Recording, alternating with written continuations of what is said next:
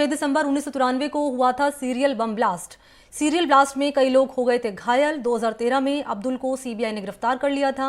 टुंडा के 2 और साथियों पर अब फैसला आएगा। तो टाडा कोर्ट आज फैसला सुनाएगा इस मामले में। 1993 के सीरियल बम ब्लास्ट के मास्टरमाइंड आतंकी अब्दुल करीम टुंडा पर आज फैसला आने वाला है। 10 से 12 बजे का वक्त बताया जा रहा है जब कोर्ट अपना फैसला सुना देगा। फैसले के तौर पर क्या कहा जाएगा ये महत्वपूर्ण बना हुआ है, क्योंकि करीब 30 साल का जो इंतजार था वो आज खत्म होता हुआ नजर आ रहा है। टाडा कोर्ट इस मामले में आज फैसला सुनाएगा।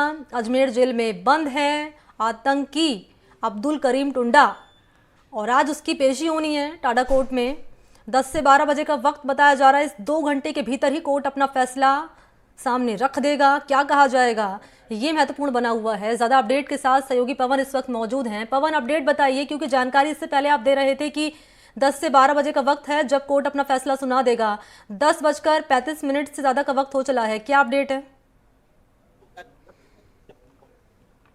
जी बिल्कुल, देखिए मणि, टाडा कोर्ट में से आज अंतिम फैसले की उम्मीद है कि यहाँ पर जो टाडा कोर्ट में जो अब्दुल करीम टुंडा है, हमीमुद्दीन है और इरफान है, इनके खिलाफ फैसला आ सकता है। तो ऐसे में जो सरकारी वकील हैं और जो आरोपी पक्ष के वकील हैं वो तमाम टाडा कोर्ट में यहाँ पर उपस्थित हो गए हैं अपने अपने दस्तावेज लेकर। हालांकि जो प्रक्रिया है वो पूर्व में पूरी हो चुकी है। सबसे बड़ा मैं अपडेट ये बता दूं आपको कि जो ये प्रकरण है, अगर आज इसमें फैसला आ भी जाता है तो ये फाइल बंद नहीं होगी, क्योंकि इसमें 2 अन्य आरोपी हैं जो अभी फरार हैं। तो ऐसे में यह केस चलता रहेगा।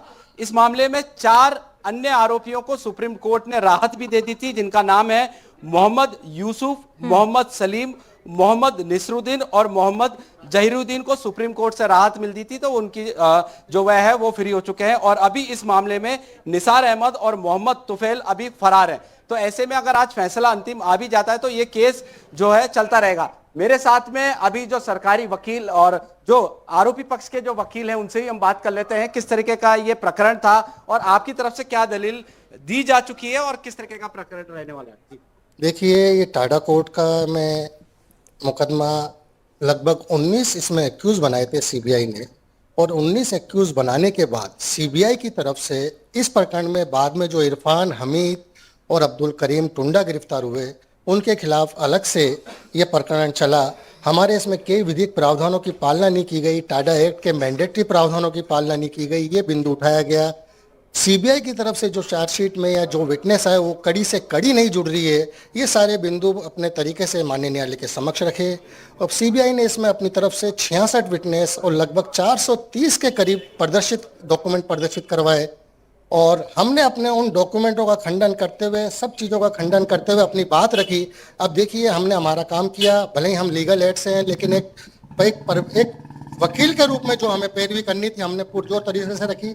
अब निर्णय माननीय न्यायालय को करना है, वो हमारे कितना सहमत होते हैं नहीं होते हैं, प्रोसिक्यूशन से सहमत होते हैं, निर्णय माननीय न्यायालय को करना है। मैं आपके पास वापस आऊंगा। देखिए मनी, मैं आपको एक और महत्वपूर्ण जानकारी दे दूं। इस प्रकरण में आरोपियों को निःशुल्क जिला विधिक सेवा प्राधिकरण की तरफ से निःशुल्क अधिवक्ता आरोपियों को उपलब्ध कराए गए हैं। जितने बड़े संगठित अपराध के करने वाले आरोपियों में जिला विधिक सेवा प्राधिकरण से निःशुल्क अधिवक्ता मिले हैं, जिनमें से अब्दुल रशीद एडवोकेट को आरोपी हमीमुद्दीन और इरफान की पैरवी के लिए और अब्दुल करीम उर्फ टुंडा की पैरवी के लिए एडवोकेट शफकत सुल्तानी को नियुक्त किया गया है। वहीं सीबीआई की पैरवी के लिए एडवोकेट भवानी सिंह रोहिल्ला और अदालत के विशिष्ट लोक अभियोजक ब्रजेश कुमार पांडे को संयुक्त रूप से इस केस में लड़ रहे हैं। तो तमाम ये जानकारियां हैं और अभी मैं आपकी शफकत सुल्तानी जी से बात करूंगा जो अब्दुल करीम टुंडा के एडवोकेट हैं। इससे पहले मैं आपको पूरे प्रकरण की जानकारी दे दूं।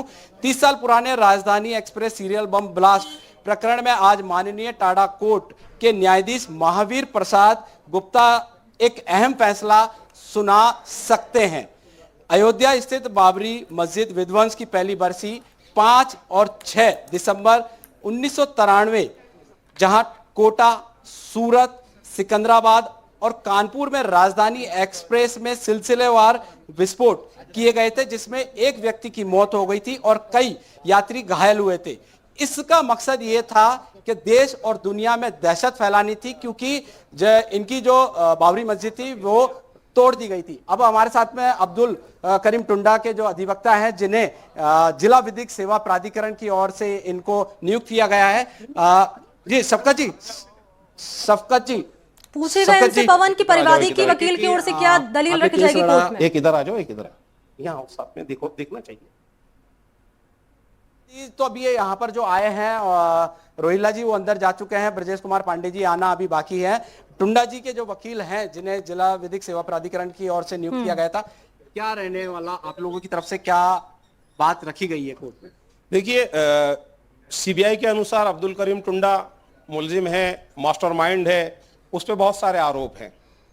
हमारे अनुसार जो मेरे मुवक्किल ने मुझे बताया कि साहब वो निर्दोष है, उसको झूठा फंसाया गया है, और उसको इस बात से बल मिलता है कि सीबीआई ने आज दिनांक तक कोई सप्लीमेंट्री चार्जशीट अब्दुल करीम टुंडा के खिलाफ पेश नहीं किए।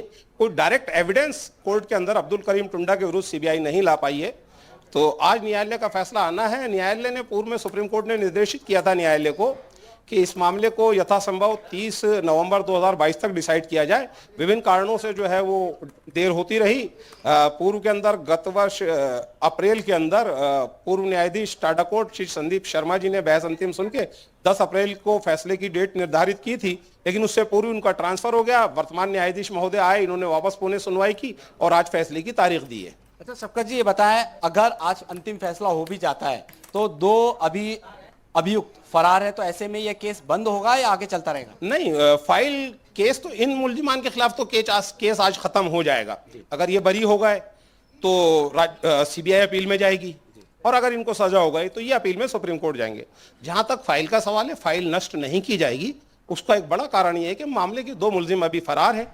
उनके आने पर वापस जो है वो उनके विरुद्ध सुनवाई प्रत्यक्ष से शुरू होगी।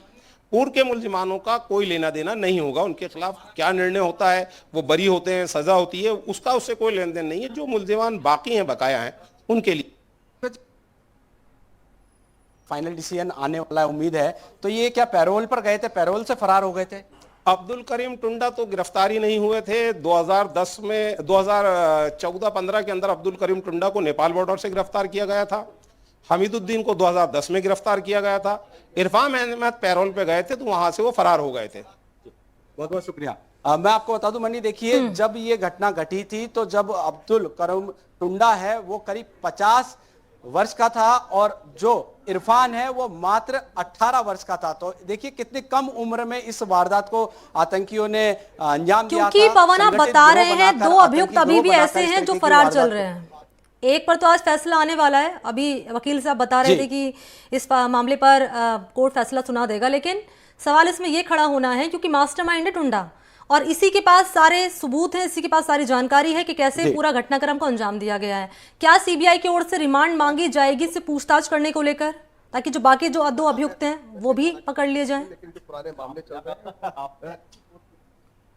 बिल्कुल, देखिए हाँ, ये आप जैसा कि मैंने आपको बताया, निसार अहमद और मोहम्मद तुफैल अभी फरार है। तो ऐसे में अगर अंतिम फैसला आ भी जाता है तो ये केस बंद नहीं होगा, केस आगे तक चलता रहेगा। और ये अभी देखने वाली बात होगी जिस तरीके से आरोपी और बचाव पक्ष के दोनों अधिवक्ता यहाँ पर टाडा कोर्ट में यहाँ पर हो चुके हैं, और धीरे धीरे जो समय जैसे जैसे गुजर रहा है, ये प्रक्रिया यहाँ पर जो अंतिम फैसले की है वो यहाँ पर शुरू हो चुकी है। और करीब 10:44 हो रही है। हो सकता है 12 बजे तक फैसला आ भी सकता है या अगले तारीख पर भी जा सकता है। जी मनीष, नजर आप बनाए रखिएगा पवन अटारिया, आगे की जानकारी भी आपसे लूंगी मैं। फिलहाल बहुत शुक्रिया आपका तमाम जानकारी के लिए। और